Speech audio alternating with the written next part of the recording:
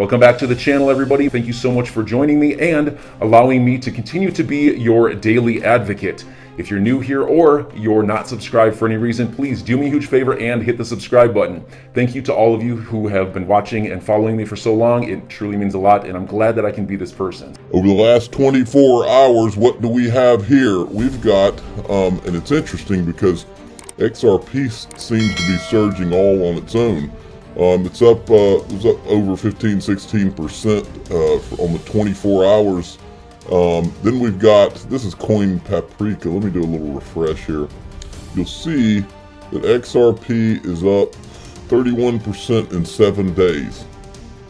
Now, one thing we've always said is that, and I'm not saying that's what's going on, but whether this is that, who knows? But I've always said you're not going to see the XRP price shoot up when the SEC, an SEC settlement or the end of the case with regulatory clarity, the price, I believe, will start moving before that announcement, because there's always a handful of people that just find things out, and so that will be the indicator. Now, who knows if that's what this is. Now, I did give a shout out to CNBC, Andrew Ross Sorkin, Joe Kernan, and Becky Quick, and I said every time Bitcoin passes win, you have a huge headline across the screen. XRP's up 15% today. How about them apples? Where's your coverage on that? And then I said this. I picture them over there at CNBC on the phone with Mike Novogratz. Hey, Mike, can you come on and scratch your head for a while and act like you don't understand why XRP would be going up? It would be really helpful. Thanks. Well, folks, I'm not telling you that those people were involved in anything or that Mike Novogratz was, but I will tell you this.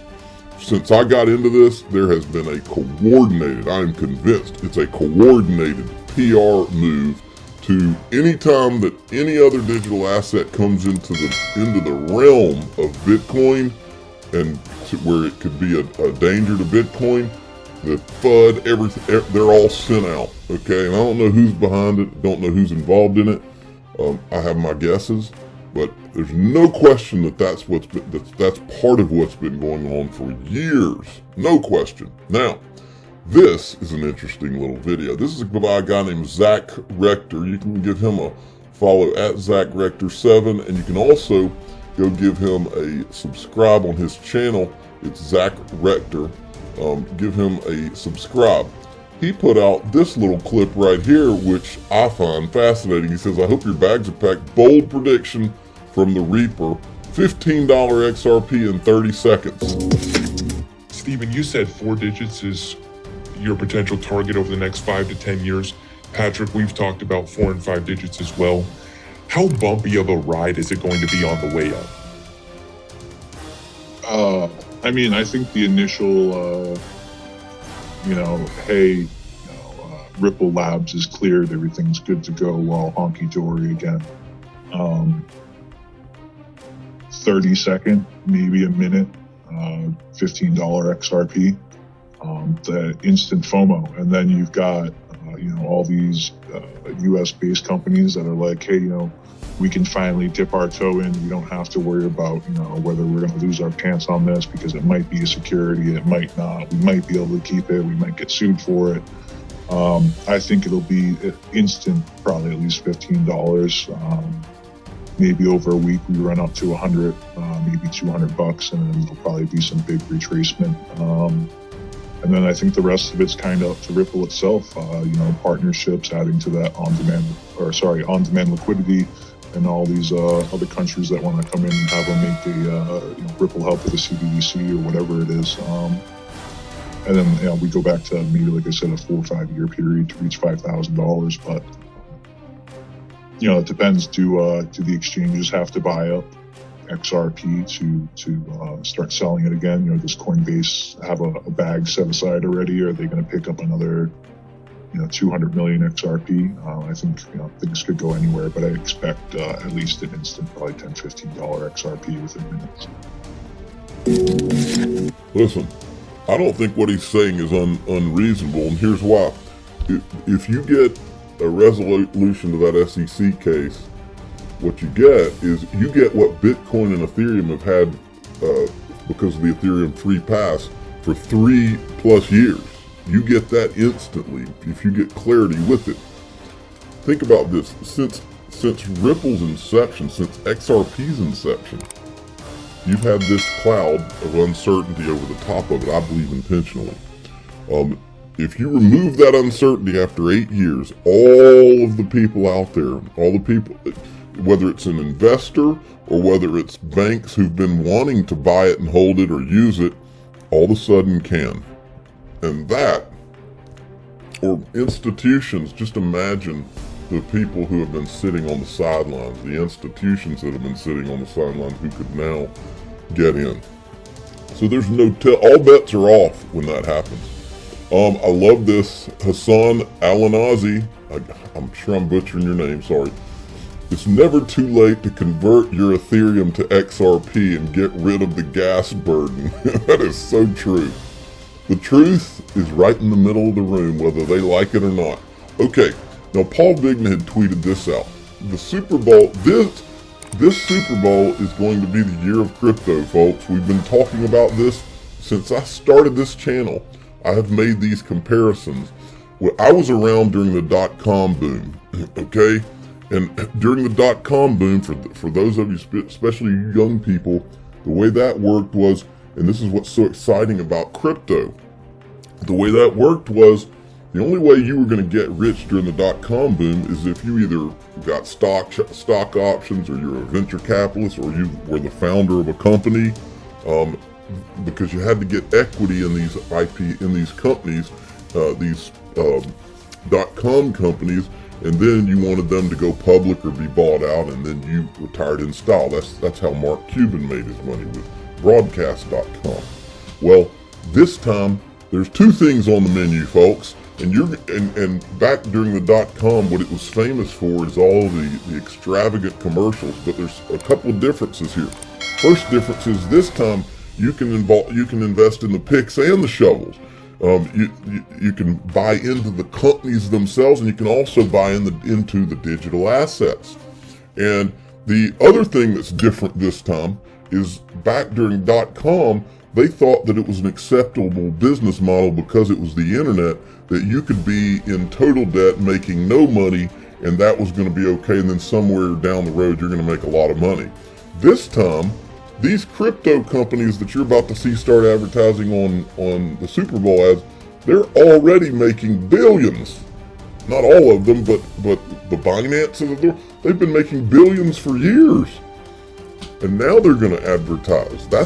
It makes sense. So this time, in my opinion, the IPO wave coming is even bigger than what it was in the dot-com, because these companies are actually legit making money.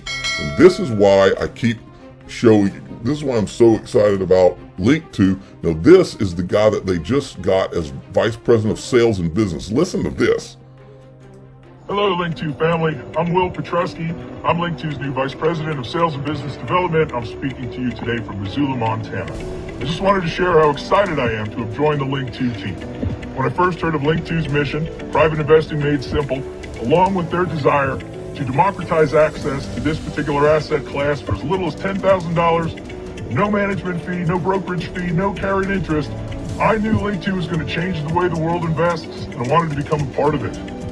Did you know a recent study showed that all major institutions see themselves as underallocated in private equity? Unlike 20 years ago, most corporations are waiting longer and longer to go public, so the vast majority of shareholder wealth is created pre-IPO versus post-IPO, and as an investor, that's where you want to be playing ball.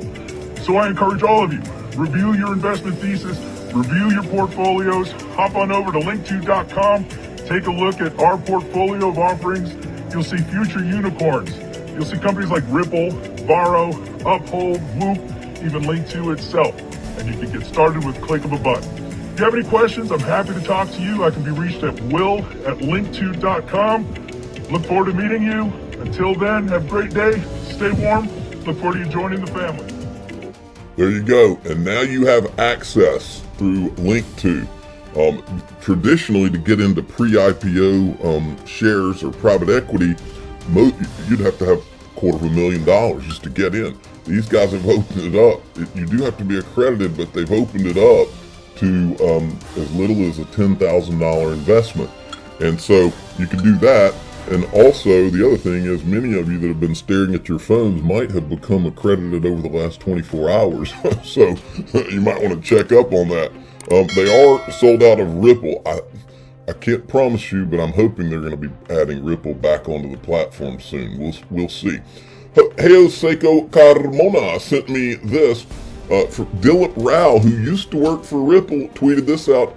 India to launch CBDC in 2022-2023. Key drivers may be currency management. Public consultation on crypto status still underway. How many times have we seen articles on India saying they were going to ban crypto? I think about 10 or 20. They're not banning anything. Now, John Deaton tweeted this out. This is a tweet about Iran and Russia. Iran and Russia seek to topple the petrodollar's dominance. National interest. What have I been saying, folks? John Deaton says, I'm sure this is part of the national security issues that will be addressed in Biden's executive order. Then Jimmy Valley came in and tweeted an older article from Ripple, and he says, everyone is now beginning to understand that the petrodollar is dying. If not already dead, what will Saudi Arabia use to replace the U.S. dollar? And there's a whole article here, Ripple and Saudi Arabian Monetary Authority. This is from back in February 2018. You can go and check it out. Easy Google. Then there's this, Riz XRP. I wanted to read you a couple of things.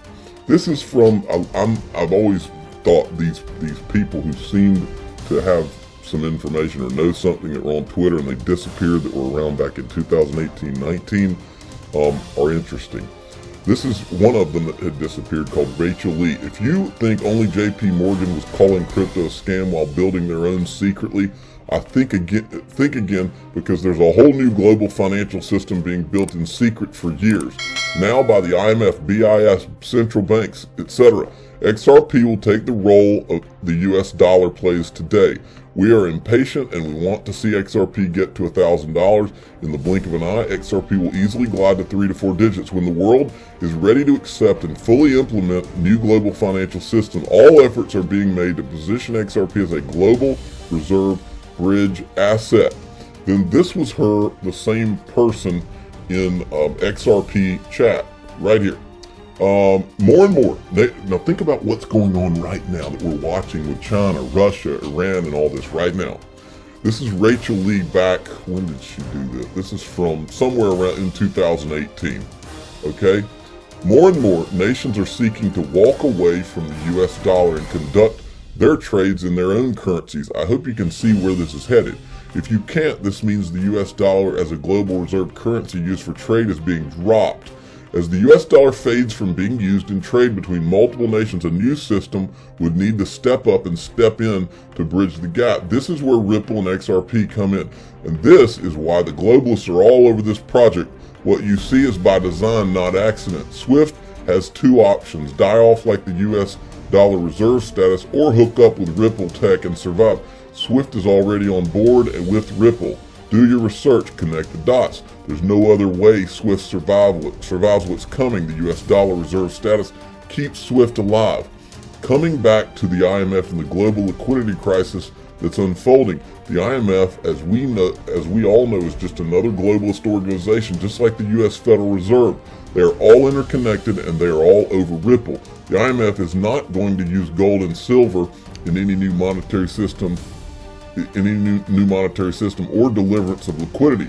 What they may do is ask nations to hand over gold in return for XRP. XRP value is going to be significantly higher from where it is now, and that can occur overnight. It won't take much once XRP is live. Ripple are already well positioned and at the end stages. Brad Garlinghouse talks about the marathon, we at the final leg. Ripple, being a globalist company, has no use for XRP in escrow. They can distribute it amongst themselves.